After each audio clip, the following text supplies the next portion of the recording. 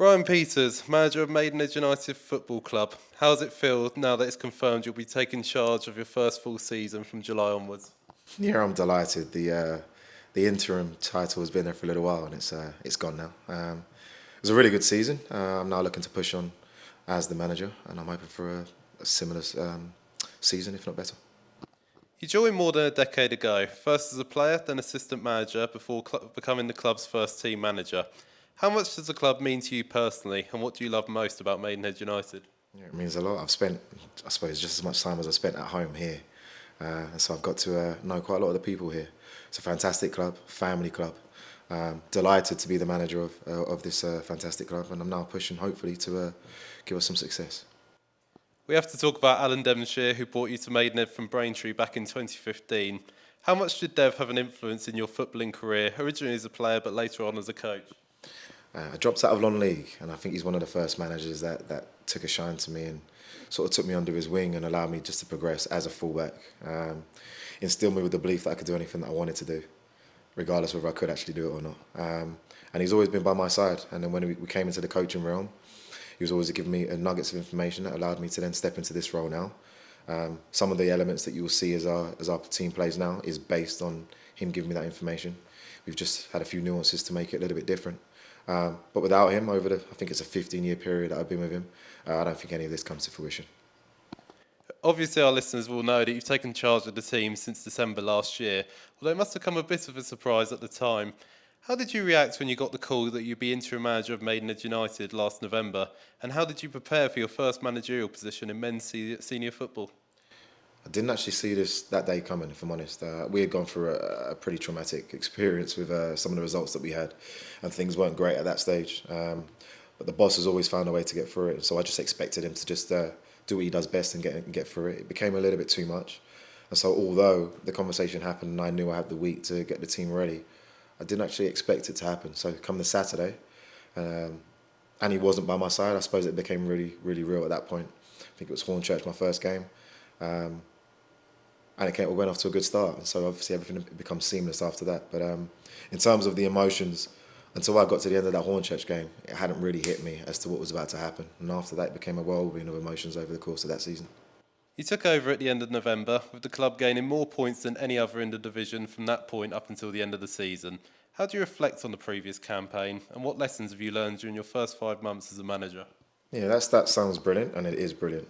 None of this is about me. It's those group of boys because we adopted a pretty new style quite quickly. And typically, that could take an entire pre-season, if not the course of the season, to be able to get that style into place. But the boys ran with it quite quickly. There have been quite a few lessons that we've lost. I'm reflecting back on the season now, and we're 2 games away from being really close to Worthing. And you look at some of the games where we were in winning positions and ended up either drawing or losing.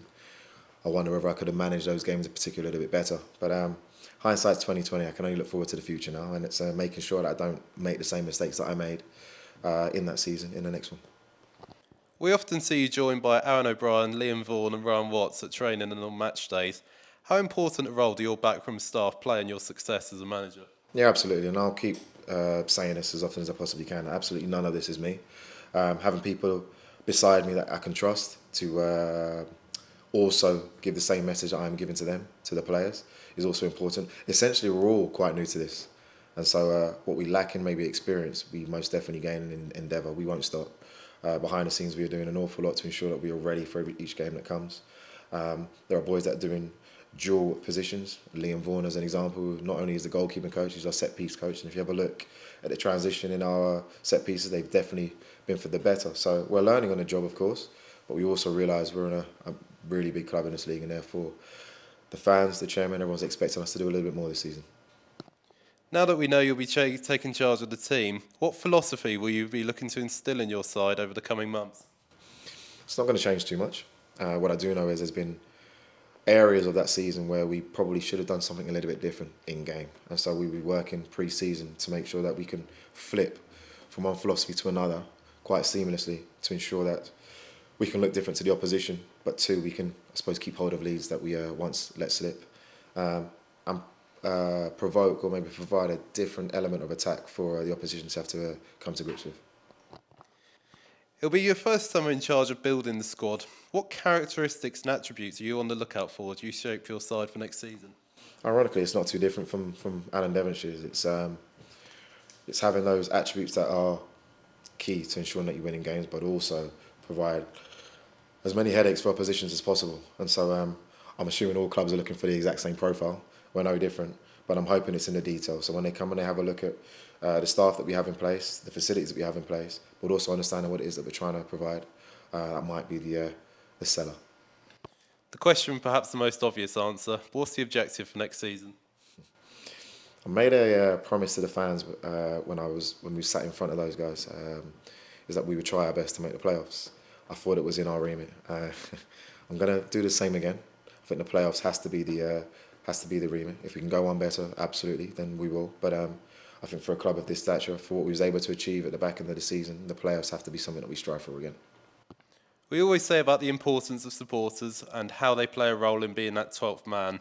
How important a role will they play in the forthcoming season as you seek to achieve your goals? Yeah, I've still got the pictures of our fancy dress costumes at Hornchurch away.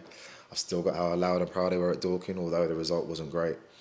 I'm still trying to find the words to articulate it well enough for the fans to understand just how much they mean to us. But they will most definitely be the difference in some of those games that are just hanging by a thread that will then go in our favour, which will of course give us the chance to push those teams who might be above us to make sure that we're as close to them as possible. And finally, I'd like to say it feels like there's currently a sense of optimism at the club, with an unbeaten April on the pitch and positive news off it. What's your perspective on that, and how will you be looking to ensure that sense of optimism continues over the summer and beyond? So winning, I believe, breeds optimism. And so if we are able to perform on the pitch, the fans will then give us that additional level of comfort to ensure that we can go on and win games. If we're winning game after game, the optimism then starts to breed. We've obviously got some of the talks are ongoing with new stadiums, etc. So we want to make sure that both players, myself and all staff are still present when that happens. And so we've got to do what we can on the pitch. Cheers, Ryan, and congratulations on your appointment. Thank you very much.